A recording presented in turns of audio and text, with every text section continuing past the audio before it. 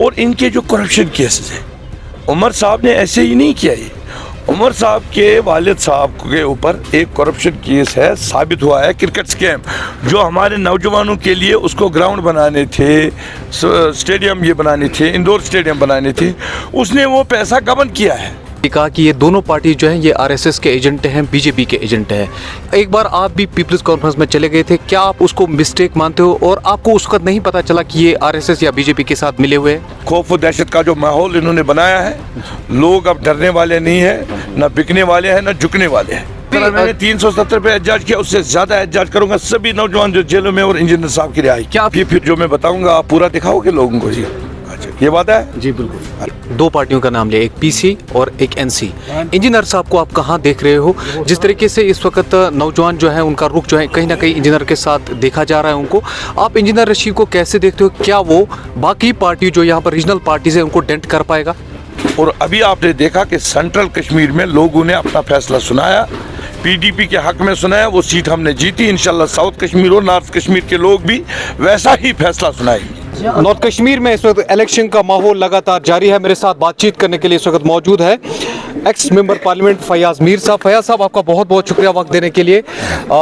इस वक्त आप पीडीपी को कहाँ पा रहे हो? क्या पीडीपी की आवाज़ इस वक्त दब गई है? जिस तरीके से नेशनल कॉन्फ्रेंस पीसी पर वार कर रही है और पीसी नेशनल कॉन्फ्रेंस पर वार कर रही है, और इसमें पीडीपी को आप कहाँ देख रहे हो?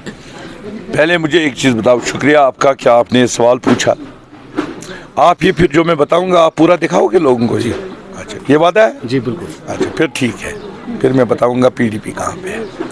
अभी आपने देखा हमारा प्रोग्राम था लालपुरा में जी, अभी ये त्रेगाम में है जी, इसके बाद हमारा एक प्रोग्राम नीचे कुपाड़ा में है जी। क्या आपको नहीं लग रहा है कि पीडीपी के साथ लोग हैं? यही मैसेज है उन लोगों के लिए जो लोग कहते थे कि पीडीपी कहाँ पे है। जहाँ तक सवाल है पीडीपी कहाँ है, कहाँ पे है, पीडीपी इंशाल्लाह लोगों के दिलों में है। बेशक ये लोगों को आजकल दबा रहे हैं मुख्तलिफ तरीक़ों से, खौफ और दहशत का जो माहौल इन्होंने बनाया है, लोग अब डरने वाले नहीं हैं, ना बिकने वाले हैं, ना झुकने वाले हैं। 20 तारीख को नॉर्थ कश्मीर का अवाम इनको इंशाल्लाह सबक सिखाएगा। ये दोनों जो बीजेपी के प्रॉक्सी कैंडिडेट्स यहाँ पे हैं, जिन्होंने एक इत्तेहाद तोड़ा, जो इत्तेहाद इसलिए बना था कि 5 अगस्त 2019 को जो नरेंद्र मोदी ने जो फैसला लिया था, अपनी मेजॉरिटी का नाजायज़ फ़ायदा उठाकर उन्होंने जो हमारा 370-35 से हटाया, हमारा जो आइन था, हमारा जो झंडा था, उसको हटाया।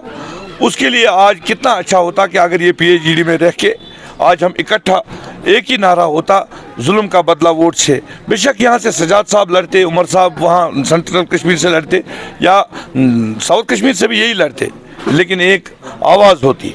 फयाज साहब, एक सवाल पूछना चाहूँगा। आपने अभी दो पार्टियों का नाम लिया, एक पीसी और एक एनसी। इंजीनियर साहब को आप कहाँ देख रहे हो? जिस तरीके से इस वक्त नौजवान जो है उनका रुख जो है कहीं ना कहीं इंजीनियर के साथ देखा जा रहा है उनको, आप इंजीनियर रशीद को कैसे देखते हो? क्या वो बाकी पार्टी जो यहाँ पर रीजनल पार्टीज है उनको डेंट कर पाएगा?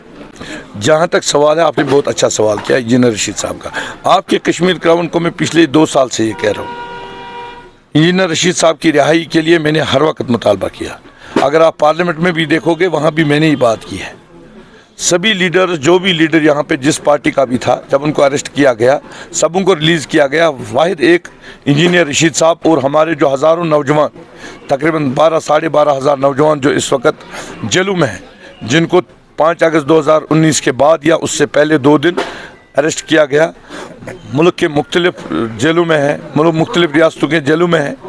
उनको कुछ लोग तो ऐसे हैं, कोई मैंने जो मुझे पता है कि कोई 1-2 हज़ार लड़के ऐसे हैं जिन बेचारों को 2-2 साल से कोई मुलाकात करने के लिए भी नहीं गया।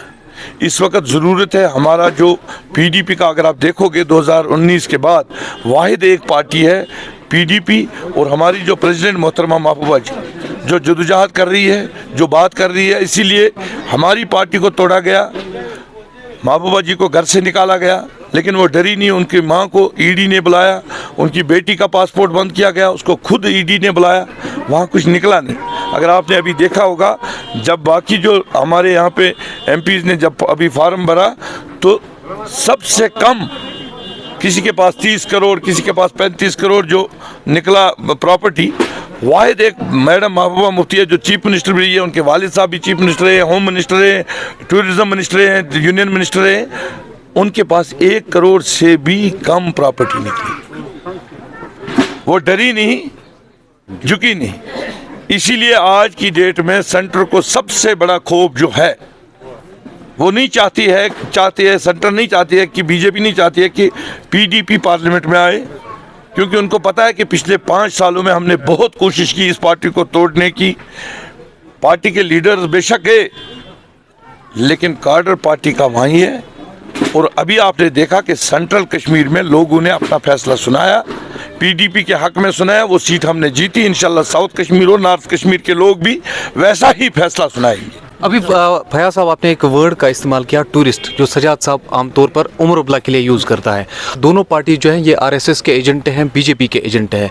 कि एक बार आप भी पीपल्स कॉन्फ्रेंस में चले गए थे, क्या आप उसको मिस्टेक मानते हो और आपको उस वक्त नहीं पता चला कि ये आरएसएस या बीजेपी के साथ मिले हुए हैं? देखिए, मैं आपको बताऊंगा मैं क्यों कहता हूं कि ये दोनों बीजेपी आरएसएस से मिले हुए हैं।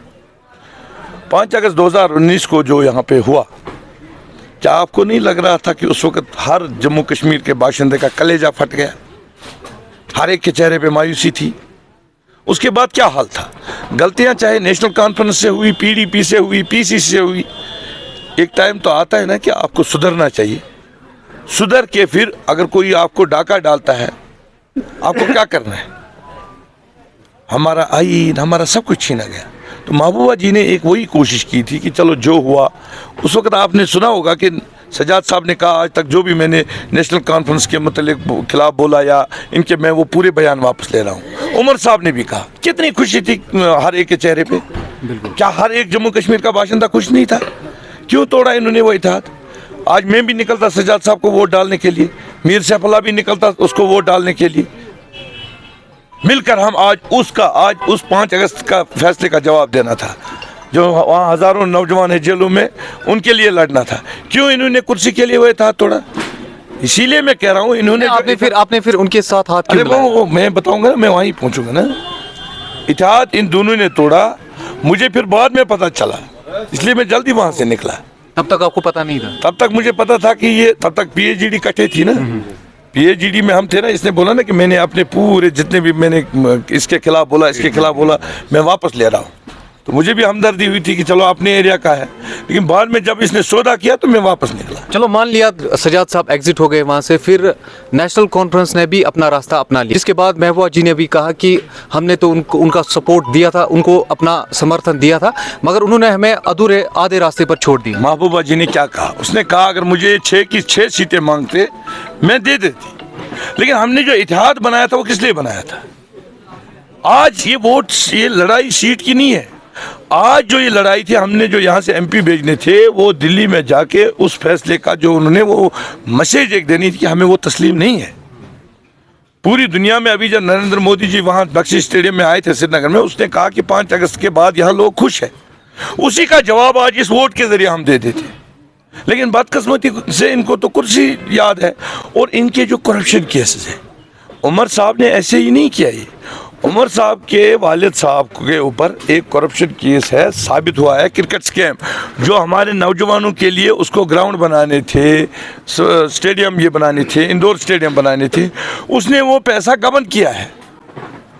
उमर साहब को जब कहा गया अरविंद केजरीवाल को क्यों जेल में भरा गया, उसको साबित नहीं हुआ, इसको साबित हुआ।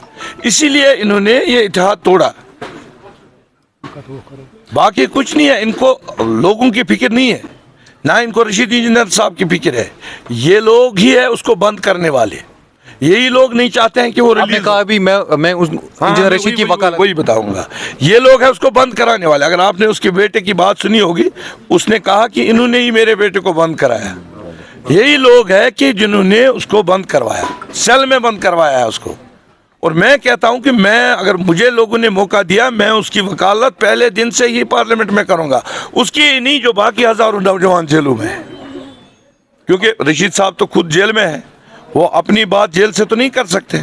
मैं यहाँ के नौजवानों को कहता हूँ, सबको कहता हूँ, मुझे मौका दीजिए, इंशाल्लाह पहले दिन से आप देखोगे जिस तरह मैंने 370 पे एहतजाज किया, उससे ज्यादा एहतजाज करूंगा सभी नौजवान जो जेलों में और इंजीनियर साहब की रिहाई। क्या अभी पीडीपी उसी तरीके से मजबूत है, या अभी आपको बहुत मुश्किलात हो रहे हैं पीडीपी के जो कैडर था पीडीपी का, उसको मजबूत करने के लिए? मुझे आज लगता है कि पहली बार मुझे लगता है कि पहले से पीडीपी ज्यादा मजबूत है। लोगों के दिलों में पीडीपी है, लोगों को पता है। आजकल सोशल मीडिया है, पुराना ज़माना ख़त्म हो गया। लोग देख रहे हैं कि कौन सी पार्टी बात कर रही है, कौन सी पार्टी की प्रेसिडेंट जो हमारी मोहतरमा महबूबा जी जिस तरह से लड़ रही है वो लोगों के दिलों में है। और इंशाल्लाह 20 तारीख को लोग निकलेंगे। बेशक इन्होंने लोगों को दबाया है, ये कौम ना दबने वाली थी, ना दबेगी, ना बिकेगी, ना डरेगी। बहुत बहुत शुक्रिया। मेरे साथ बातचीत करने के लिए मौजूद थे मीर फयाज साहब। आज उन्होंने त्रेहगाम कॉन्स्टिट्यूंसी का दौरा किया, साथ साथ में उन्होंने एक लोक जलसे से कालपुरा एरिया में खिताब भी किया।